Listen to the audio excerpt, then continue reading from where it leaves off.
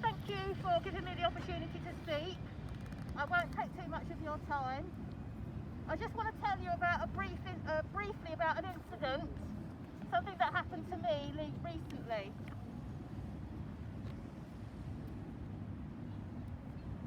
On the 3rd of this month, I had an appointment at the Queen Elizabeth Hospital. It was at the breast clinic. I got the 486 bus from where I live in Bexley Heath, and nothing was happening. There were only 4 of us on the downstairs on the bus. As I got to the hospital, it's like a white stop, so it's a stop where the bus should just stop automatically. I got up in time to make sure the bus driver could see that I needed to get off, and he didn't stop. I called out and I said, "Hey, I need to get off here, I've got an appointment." He didn't even look at me, didn't acknowledge me. There was a woman sitting behind me who looked faintly embarrassed.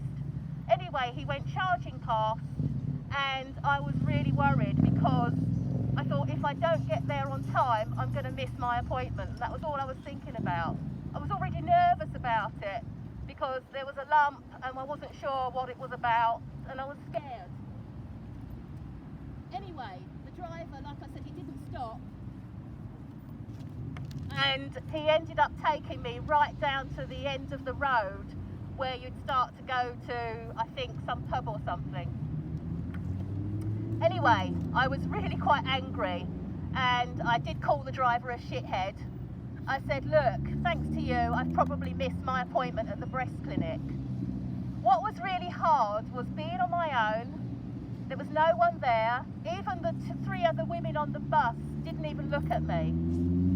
Luckily, I got a bus back, dashed off to my appointment, explained what had happened, and the staff were actually quite nice. I didn't miss my appointment. Now, people, you might say, well, how do you know that was racist? How do you know he meant to do that? All I could say is there were 4 of us sitting downstairs. I was the only black woman on the bus. I was the only one that stood up and was waiting to get off at the Queen Elizabeth Hospital. And that's one of the difficulties about living with racism. It's not about someone shouting at you and calling you racist and unpleasant names. I can live with that, I can deal with that, I know what I'm dealing with. But it's the other things that happen to you, the things that are done to you, over which you have absolutely no control. There was nothing I could do that was going to change what that bus driver did. It happened, it was, I don't know, maybe spur of the moment for him, I don't know. But all I know, I can tell you, is that I was not in control of that situation. I made it clear how I felt about what he'd done. I even kicked the bus when I got off it as well. But it was a horrible, difficult, stressful, unpleasant situation. My partner is white, and he's a good guy, he's a good man. But he was faced with somebody who was angry, suspicious, and felt alone, and he had no way of knowing how to deal with that. And that's also another problem. You can be in a relationship with somebody who's good, kind, and decent, but they actually don't understand what it's like. They don't understand how you feel and how you're made to feel on a daily basis. They don't understand how you can feel diminished, how you feel demeaned, how you feel really alone. And they don't know how to respond. And that had an impact on us. Probably me more than him, because he was trying to deal with my emotions and not understanding. And I was trying to deal with his not understanding, and it wasn't great. But this is the part where I feel a bit kinder and a bit more optimistic.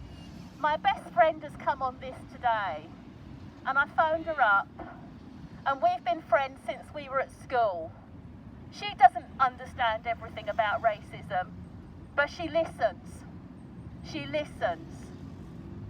She wasn't always at a point where she understood some of what I'm going through, but she tried, and she takes it on board. And in her own life, she does her best to try and fight it. And that's one of the good things about being able to discuss, talk about racism. It's one being here today with everybody that's taken the time to be here. I've said it before and I'll say it again. White people have a responsibility to combat this stuff. They have a responsibility to deal with it. But when you listen to the people that are close to you, and when you try and do that in your working life, in living your life, then it's a start. So thank you for everybody coming here, black and white. Thank you, Lisa, for being a really good best friend. Thank you, Michael. Even though I know you struggle, you still try. And thank you for my youngest son. He's come today. He doesn't like being out in the cold, but he's come anyway. And the last thing I'd like to say to you is, with all the brouhaha over Harry and Meghan, the one thing that hasn't really been talked about is that a man who once thought it was funny to dress up as a Nazi, a man who didn't think it was wrong to give his army colleagues, who might have been black or brown, nicknames like Sooty, has actually learned about racism. All right, he's rich, he's privileged. He can afford to run away to another part of the world where he can live in a country that's hideously racist. But the point is, a man born into a royal family, extreme wealth and privilege, has actually been able to stand up and say, I had to do this for the sake of my wife. He might not have fully articulated that, but he did say racism was a part of it. And in a society like ours, that's a bit of progress. Small progress, but it's a bit of progress. Thank you for listening.